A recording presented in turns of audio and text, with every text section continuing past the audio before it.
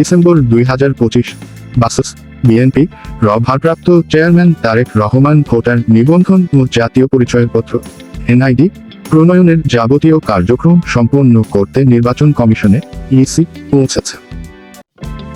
আজ শনিবার বেলা 1টায় রাজধানীর আগারগাঁওয়ে নির্বাচন কমিশনের নির্বাচনী প্রশিক্ষণ ইনস্টিটিউটে ইটিআই পৌঁছান তিনি।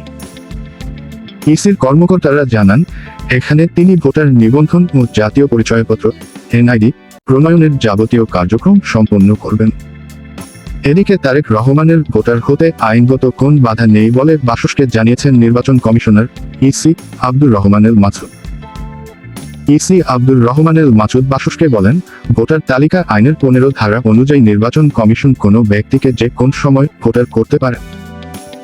এর আগে গত 22 ডিসেম্বর বিএনপি স্থায়ী কমিটির সদস্য সালাহুদ্দিন আহমদ জানান, বিএনপি ভারপ্রাপ্ত চেয়ারম্যান তারেক রহমান নির্বাচনী প্রক্রিয়ায় আনুষ্ঠানিকভাবে অংশ নিতে আগামী 27 ডিসেম্বর ভোটার নিবন্ধন ও জাতীয় পরিচয়পত্র এনআইডি প্রণয়নের যাবতীয় কার্যক্রম সম্পন্ন করবেন। ওই দিন আগারগাঁওয়ে নির্বাচন ভবনে প্রধান নির্বাচন কমিশনার সিইসি এএমএম নাসির উদ্দিনের সঙ্গে বৈঠক শেষে সাংবাদিকদের প্রশ্নের জবাবে তিনি এ তথ্য জানান। সালাহুদ্দিন আহমদ জানান, শনিবার 27 ডিসেম্বর নির্বাচন কমিশনের অফিস খোলা থাকবে। ওই দিনই ভোটার হওয়া থেকে শুরু করে ভোটার আইডি ও জাতীয় পরিচয়পত্র সংক্রান্ত সব কার্যক্রম সম্পন্ন করবেন তিনি। যোগসু নির্বাচনে ভোটারদের মানতে হবে 12 নির্দেশনা। বিদ্যালয়ে কেন্দ্রীয় শিক্ষার্থী সংসদ যোগসু অহল শিক্ষার্থী সংসদ নির্বাচনে সুষ্ঠু ভোট নিশ্চিত করতে ভোটারদের জন্য 12টি নির্দেশনা জারি করেছে বিশ্ববিদ্যালয় প্রশাসন। অধ্যাপক ড মোস্তফা হাসান স্বাক্ষরিত এক বিজ্ঞপ্তিতে ভোটারদের এসব নিয়ম কঠোরভাবে মেনে চলার জন্য অনুরোধ জানানো হয়েছে। নির্দেশনায় বলা হয়েছে, ভোটার তালিকায় নাম নেই এমন কেউ নির্বাচনের দিন ক্যাম্পাসে ঢুকতে পারবেন না। ভোট দিতে হলে বৈধ বিশ্ববিদ্যালয় পরিচয়পত্র দেখানো বাধ্যতামূলক।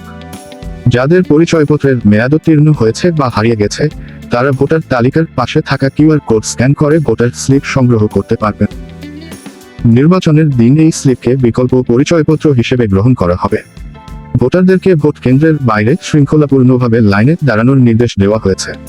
ভোটকক্ষে ব্যাগ, মোবাইল ফোন বা যেকোনো ধরনের ইলেকট্রনিক ডিভাইস নেওয়া নিষিদ্ধ। এসব সঙ্গে থাকলে ভোটারকে রিটার্নিং অফিসার বা সরকারি রিটার্নিং অফিসারের কাছে তা জমা দিতে হবে এবং ভোট দেওয়ার পর নিজ দায়িত্বে তা ফেরত নিতে হবে।